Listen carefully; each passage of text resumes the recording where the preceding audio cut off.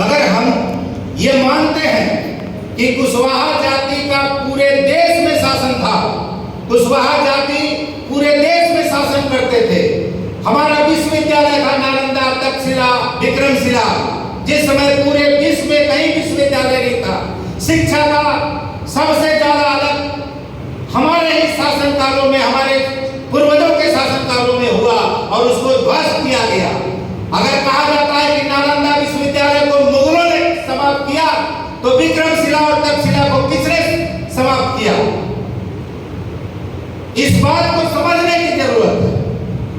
साथ ही साथ कुशवाहा जाति के बारे में अभी हाल फिलहाल जदयू के सांसद श्री देवेश चंद्र ठाकुर ने कहा कि कुशवाहा जाति के लोग स्वार्थी होते हैं और वो घमंडी होते हैं, उनका काम हम नहीं करेंगे, मेरे यहाँ आइए, चाय पीजिए, मिठाई खाइए और जाइए, आपका काम नहीं करेंगे। साथ ही साथ यादव और मुस्लिम जाति के बारे में भी कहा। बहुत सारे लोगों के मन में सवाल उठता है कि क्या कुशवाहा जाति के सर खाप के पैर पर लगे हैं क्या, जो ये केस किए यादव जाति और मुस्लिम जाति के लोगों ने क्यों नहीं किया? मगर आप देख लीजिए, जितनी विभाजन की चीजें हैं कुशवाहा जाति में दूसरी जातियों में नहीं है। आज हम लोग विभिन्न खेमे में बटे हुए हैं। कुशवाहा जाति का वोट डगरा पर का बैगन कहा जाता है कि तरह बढ़ता है सभी दलों में, और इसी कारण से देखिए भाजपा ने एक भी सीट नहीं दिया संसद में, जबकि जातीय जनगणना के दौरान दूसरी जाति के तौर पर बैकवर्ड में कुशवाहा जाति का नाम है, और जब उसी आधार पर उसने 7 सीट दिया। और ये भाजपा वाले लोगों का कहना था कि भाई कोई जाति का वोट जो है वो मेरा कोर वोटर है, वो जाएगा कहाँ, इसलिए इसको टिकट देने की जरूरत ही नहीं है, और हम सारे लोग उसी के पक्ष में चले जाते हैं। और उसका सांसद ये कहता है कि कोई भी जाति के लोग स्वार्थी होते हैं, उसका काम नहीं करेंगे, और इस पर पूरे कुशवाहा जाति के एक नेता भी बता दीजिए, चाहे किसी भी दल के हो, एक भी आवाज नहीं उठाते हैं इस पर। शर्म आना चाहिए वैसे नेताओं को जो जाति के नाम पर वोट लेते हैं, चुनाव में जाते हैं और उसके बाद में कुशवाहा की गरिमा को तार-तार करते हैं। इसलिए जरूरत है कुशवाहा की गरिमा को बनाने के लिए, बचाने के लिए और फिर से उसे लाने के लिए, तभी हम लोग आगे बढ़ेंगे। अन्यथा हम लोग विभिन्न खेमों में बटे रहेंगे और उसके बाद में हमारी स्थिति पूर्व से बदतर होती जा रही है। ये कहलगांव क्षेत्र और भागलपुर का क्षेत्र कुशवाहा जाति का होने के बावजूद भी एक सांसद और एक विधायक नहीं दिए, ये कितने अफसोस की बात है। और इसके लिए हम सारे लोगों को प्रयास करने की जरूरत है, और तभी हमारा इज्जत आबरू बचेगा। जब किसी दल के लोग ये कहते हैं कि स्वार्थी हैं और उस पर कोई दल नहीं करते, इसका मतलब क्या है? दूसरी बात, और ये पूरा बिहार का क्षेत्र जब हम लोग पढ़ते थे बचपन में तो कहा जाता था कि भारत कृषि प्रधान देश है, और देख लीजिए कुशवाहा जाति के 90% लोग खेती से जुड़े हुए हैं। और जब हम लोग छोटे थे देखा करते थे, गांव में पैन हुआ करता था, नहरें हुआ करती थी, सरकारी नलकूप हुआ करते थे, खाद के लिए बिस्कोमान हुआ करता था, हमारे उत्पादित सामग्री को बेचने के लिए बाजार समिति हुआ करता था। वो सारी की सारी सुविधाएं समाप्त हो गई।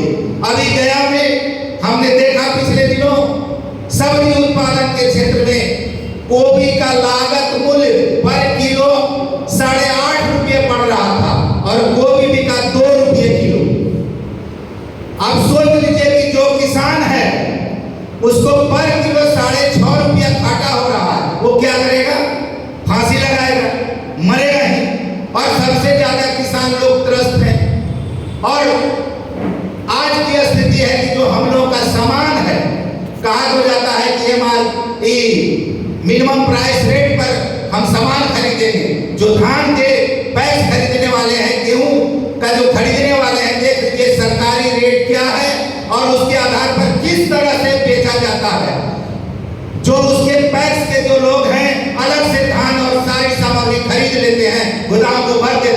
कहते हैं भूल हो गया। नतीजा जो रेट है उससे भी कम में हमको अपनी सामग्री बेचना पड़ता। तो ऐसी स्थिति में जब किसानों की स्थिति नहीं सुधरेगी तो कोयली जाति की स्थिति कहां सुधरेगी? और हम लोग इस सवाल पर सोचते ही नहीं। हम चुनाव में जातिगत आधार पर विभिन्न राजनीतिक दल के लोगों को सपोर्ट कर देते हैं। कुछ लोग तो ये सपना बनाए हुए थे कि अब की बार तो बिहार का उप मुख्यमंत्री हुआ, अगला बार तो मुख्यमंत्री हो जाएगा, तो लगता है सब कोयली का काम ही खत्म हो जाएगा। एनटीपीसी में जो काम करने वाले लोग हैं उनको अब ड्यूटी नहीं करना पड़ेगा, चाहे कुशवाहा तो भाई मुख्यमंत्री हो गया। तो इस चीज को समझने की जरूरत है हमको। हमारी एकता ही सबसे बड़ी मजबूत ताकत है और उसको करना पड़ेगा। और उसको करने के लिए कोई अवतार पैदा नहीं होगा। हमारे नाम पर बहुत सारे लोग कहते हैं कि धन्यवाद करते हैं। भाई हम किसी पर उपकार नहीं कर रहे, ये मन में मेरे आवाज है, ये दर्द है कि हम पढ़े लिखे लोग हैं, समाज के अच्छे लोग हैं और समाज में हम चाहते हैं कि अच्छा शासन हो, अच्छा बात हो, इसलिए हम खड़े हैं। हम किसी के कहने पर और किसी के करने पर नहीं है, हम अपनी चेतना से। और आप सारे लोग जो इस चेतना से ओतप्रोत हैं, आज आए हैं, जिनके मन में आज भी दुविधा है वो नहीं आए हैं, इसलिए संख्या कम है, उससे कोई चिंता की बात नहीं है। आपने मसाल जलाया और यहाँ के एनटीपीसी के जो लोग हैं उनका तो हम तहे दिल से धन्यवाद करते हैं। उन्होंने कहा कि हम 2009 से लगातार जीत रहे हैं या 13 से जीत रहे हैं, ये कामयाबी है। और इस कामयाबी में उन सारे लोगों का बहुत बड़ा योगदान है। तो इसी तरह से हमको चाहिए आने वाले दिनों में कि हम चुनाव में भी भागीदारी लें। किसी भी दल से, मुखिया जी ने कहा कि किसी भी दल से टिकट मिले, नहीं मिलता है तो निर्दलीय के तौर पर खड़ा हो। हम देखते हैं जो ही चुनाव